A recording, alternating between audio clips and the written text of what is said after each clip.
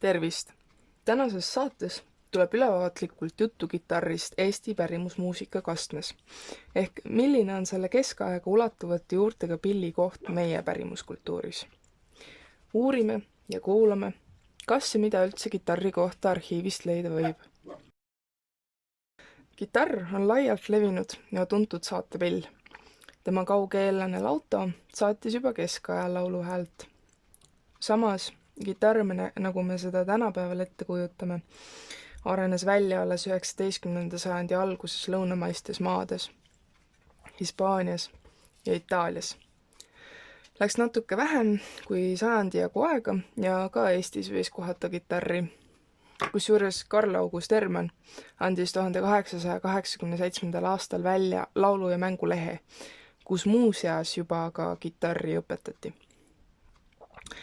Lihtsa ja hõlpsa harmooniapilline võib arvata mängiti kitarri rohkelt. Ent paradoksaalsel kombel arhiivisalvestiste hulgas väga kitarrispetsiifilist materjali pärimusmuusika kontekstis ei leidu. Osalt võib olla põhjus valikulises salvestustöös, ehk kitarr kui uustulnuk ei tundunud olevat nii tähenduslik ja jäädvustamist väärt. Ent 20. sajandist on juba üksjagu ülesvõtteid. Kuulamegi näidet sellest, kuidas ühele Kihnu päritolu rahvalaulule on tehtud tantsuline kitarrisaade. Allurgus rohelise pingi peal kaks ilust noormeest istsid seal, allurgus rohelise pingi peal kaks ilust noormeest istsid seal. Nad aasid juttu siit ja sealt ja kos ja asjust kõigepealt, nad aasid juttu siit ja sealt ja kos ja asjust kõigepealt. Ants, kas sa ei tea asja, täna õhtul lähme kosja, Ants, kas sa ei tea asja, täna õhtul lähme kosja. Kuule Kaarel, kus me lähme, kui me pikad neenad saame, kuule Kaarel, kus me lähme, kui me pikad neenad saame. Ants, ega sa pole nõnda... Selline tantsukõlbulik kandlesaate imitatsioon kitarril koos lustliku lauluviisiga oli päris rohkesti viljeletav žanr. Sisuks tihti lõõp, külakroonika või armastus. Kuulame. Läksin mina pappi paluma, tohin mina neiukest armasta, Papp minul ütles ära tee, peale selle lähed sina põrgusse. Kui aastanumber oli 1906, siis sündisid Saaremaal kohutavad luud seal kallide pühade ajal need ööd. See sõjavägi tegi seal Saaremaal tööd. Nad reisusid, tapsid ja maha ka lõid ja mõne mehe õlled nad ära ka jõid. Nad tuhmisid korsnad ja ursikud läbi, ei toonud seal juures ei au ega häbi. Siis läksid nad pöidele, et rahvas saaks köita ja vangla ja ahelase igavest heita, kui polnud neid sealt kedagi eest. Siis silmad täis häbi, nad läksid teist teed. Virkagena neiu, olen iga öö kaenla tuulen, ühe võtan, teise jätan, kolmandale kaenla tõttan. Taalupoissi ma ei taha, taalupoja põlv on paadid ja kohvi suhu pead. Taalupoisil pole head, ropsiliinu näsin vaeva, ilmast ilma ööd ja päeva. Võtta kartut, keeda suppi, aja tagumikku uppi. Nii et sõrmeküünet valla, veeri tikub küünte alla. Ketra lõnga haja pooli, parem ma olen linnakooli. Läbivaks jooneks tantsitavus, kergemeelne sisu ja kitarri puhul bassi ning akordinoote vaheldumisi mängiv saatefaktuur paari lihtsa akordiga. Kitarri kasutus hakkaski hoogustuma 20. sajandi alguses kergemuusika vallas, kui esile tõusid kõikvõimalikud koosseisud, hiljem külakapellid ja orkestrid. Arhiivideski leidub materjali, alustades toredatest fotodest, kus peeneis riideis härrade seltskonnas keegi kitarriga poseerib või talumaja ees külapeoliste rivistuses kitarri kaenlus hoiab. Ühesõnaga, kitarr oli levinud nii siin kui seal. Need, kel viitsimist või raha nappis, meisterdasid kitarri ise koduste vahenditega valmis. Samas tegutsesid 20. sajandi alguses ka juba pillipoed ja meistritöökojad, nagu näiteks Tõnis Olbrei töökoda Tallinnas 1911. aastal.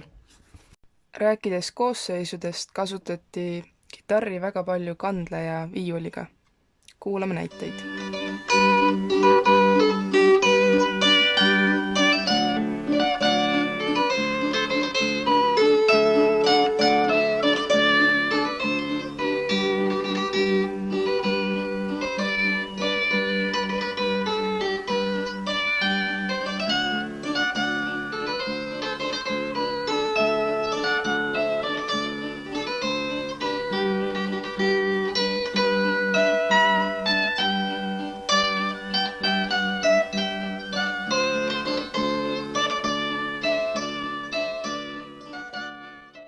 Nüüd kuulete polkat Tollivalla Rätsep.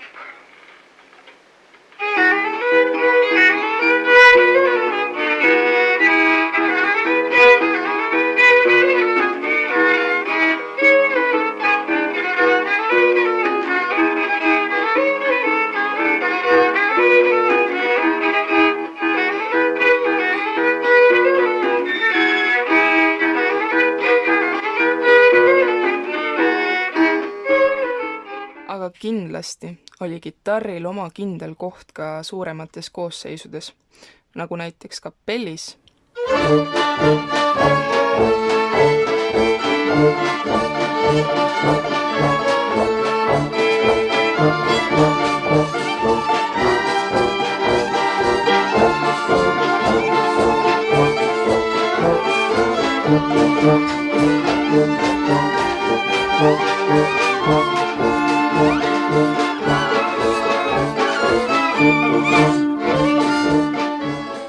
või orkestris.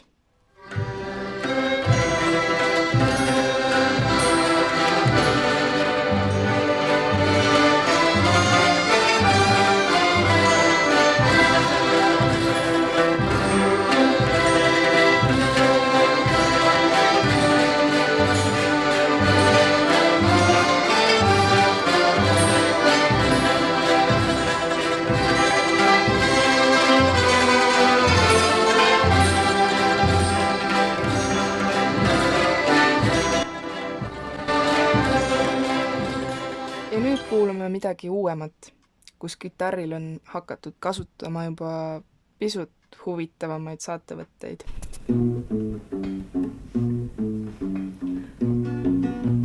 Roimal oli roninud vanaide poodi, eiteli 100-aastane, teda saunas toodi. Toojal läksin minema, eiteks kohe voodi, tundis, et on midagi täna ise moodi. Umbes nagu kunagi üsna ammu, siis kui Karla elas ja näitas oma rammu. Sepsi jundi peas viimseks mõtteks jäi ta, tuhmi elu küllaks veel Roimar ära heigas.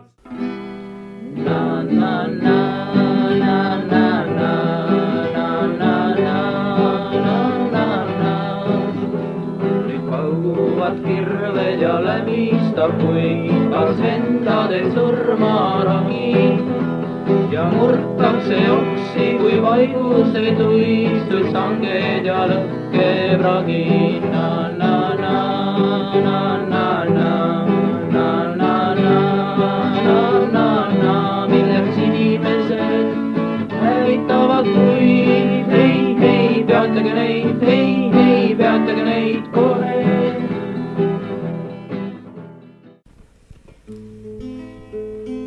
Valgetes sukkades jooksin läbi mu linna. Päikest on täis sinu juuksed ja sul pole kuhugi minna. Olenemata sellest, et kitarr enamjaolt harmooniapilli rollis oli, on arhiivinäiteid ka soolomängust.